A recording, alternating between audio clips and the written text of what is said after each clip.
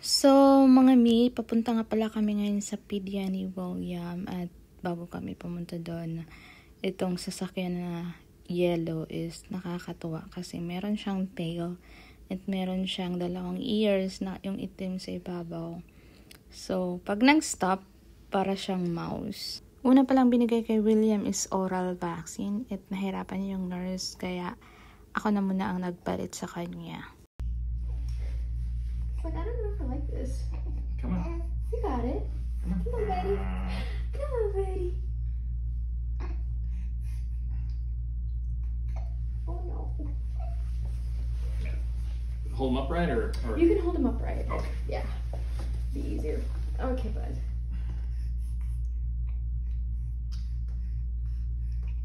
Three injections today. Did you want to do two in one guy and then one in the other? Or did you want to do all three on one? No, I think maybe split it. Switch them? Yeah. Okay. Sorry. You're good.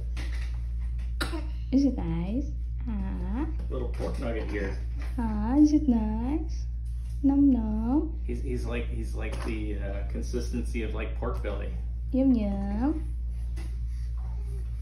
Perfect. All right, buddy. All right. Don't hit me too Whoa. much. That looks like that was part of the rotavirus vaccine. I'll do it right here on his Okay. thigh. So if you want him to like, What do you need me to do? I'll do it here, right here. Okay. Perfect. Shot in the butt. All right. Okay, buddy. You got this. Mm. Oh, my. It's okay, baby. Perfect. Good job. Babe. I know. Worst part. I know. So today is his second month of immunization. So it's his first vaccine since we are out from the hospital when he was born. So back then he had Hepatitis B vaccine. So this time he got 3 shots and 1 oral vaccine. So that is, he has here the record. So the rotavirus, diphtheria or the influenza or for and then for polio, and also the pneumococcal. So 3 shots sa kanyang paa, 2 sa left side ng kanyang paa and 1 sa right side. Super sakit siguro noon kasi grabe yung iyak niya. As mama, parang ako yung mahihimatay doon kanina.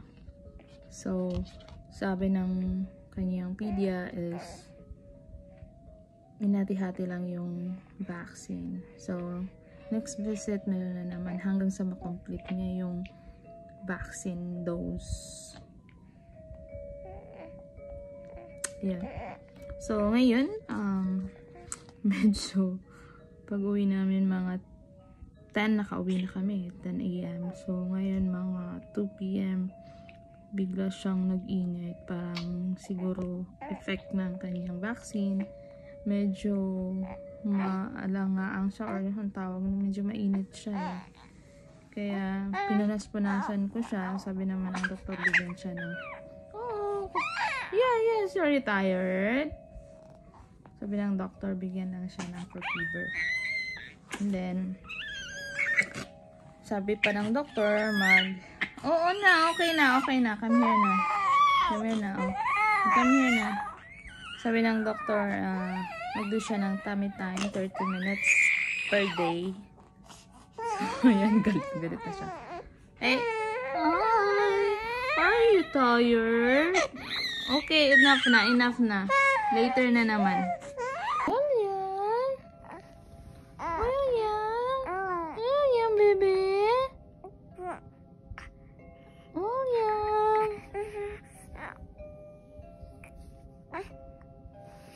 The doctor said you have to do tummy time 30 minutes every day.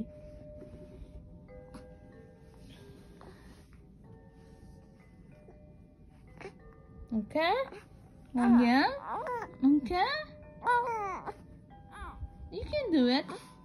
You can do it.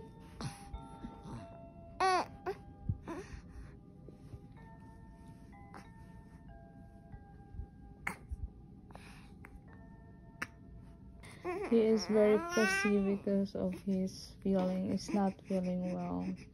Oh, baby mama. You're not feeling well. You want your milk? You want your milk? Wait lang. I'm making it hot. Okay? So, William is gaining weight. The last time he was around 4 kilogram, almost 4 kilogram. Like, I saw it there. Excuse me. 3.9999 kilogram. So, today is after 1 month, nag-gain siya ng 1 kilo. Kasi, he's more than 4 point something. Almost 5. So, a little na lang na point para mag 5 kilogram. So, nag-gain nga siya ng weight. And his height is 23 inches. Dati, when he was born, 19 inches. So, after 2 months, he gained height. So, that's it. Thank you so much for watching.